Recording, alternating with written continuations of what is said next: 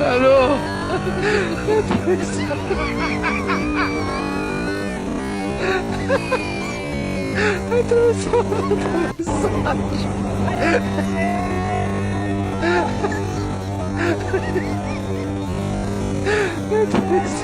চার দোকানে 8টা ডাব প্রদর্শনের মাধ্যমে সেলিব্রিটি ক্রিকেটের এক টিমের সদস্যগুলো কিভাবে আপনার দিকে আসিতেছে আপনি শুধু দেখতে থাকুন। কিন্তু সেলিব্রিটি ক্রিকেট আমাদের বাংলাদেশের জাতীয় টিমের প্লেয়াররা যখন মনে করেন যে কি অনুশীলন করে, তখন মনে হয় এত শত এই অনুশীলনের ভিডিও প্রসব করে না খয়রাতি সাংঘাতিক গুলা।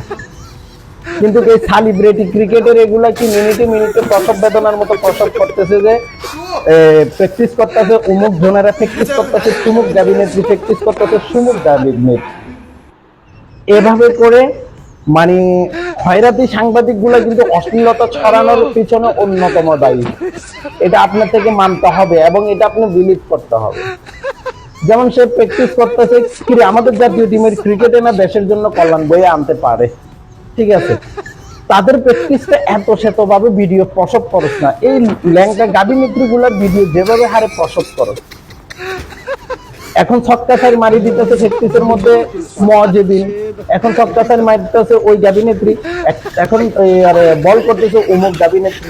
আর ভাই তারা যদি বল করতে যায় ডাব গুলো ঝুলায়, এটাতেই পুরো মজা হয়। এটা সেলিব্রিটি ক্রিকেট সব দেশেই চলে মনে হয়, আমার মনে হয়, কিন্তু বাংলাদেশের এগুলা তো মনে করেন যে খাবার খায় মানে সবকিছু বড় টড় বানায় রাখে। তো এরা গেঞ্জি পড়ুক যেটাই পড়ুক মানে নিতম্ব এরা বাসায় রাখবেই।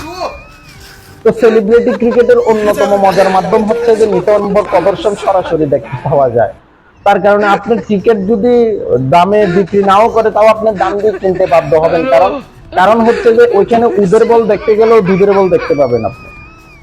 তার কারণে মজা, কেননা এরা যারা গাবিনেত্রী তারা সবসময় নিতম্বকে সবসময় আকর্ষণীয় ভাবে রাখার চেষ্টা করে এবং নিজেরটার দিকে এভাবে এভাবে তাকাইয়া দেখবে যে মোটামুটি মানুষের চোখে পড়ে কিনা। নিতম্ব দেখানো হচ্ছে যে এটা হচ্ছে যে এদের একটা কি নৈতিক দায়িত্ব। যারা অভিনয় জগতে আছে নিতম্ব প্রদর্শন করাই হচ্ছে যে তাদের নৈতিক দায়িত্ব। এবং এই গাবিনেত্রী গুলাই আবার বলে আমার পোশাকের মানে কি করিয়েন না, সমালোচনা করিয়েন না, আমার অভিনয়ের সমালোচনা করে। মানে ঘটনা হচ্ছে যে তারা যে পোশাক পরতে যায় অশ্লীলতা ছড়ায়, সেটার সমালোচনা করতে পারবে না, তার অভিনয়ের সমালোচনা করতে হবে। বিগত 16 বছর এদের বিরুদ্ধে কিছু বলে টিকে থাকা যায় নাই, হয়তো ভবিষ্যতে আবারও টিকে থাকা যাবে না, কেননা নর্তকীদের প্রাধান্য এই রাষ্ট্রের মধ্যে রয়েছে।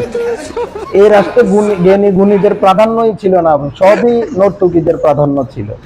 হয়তো আরেক সরকার আসবে যেটা আসার সম্ভাবনা আছে, এটাও একই টাইপের, হয়তো কিছু অংশ ভালো আর বাকি পুরাটাই ওই টাইপের।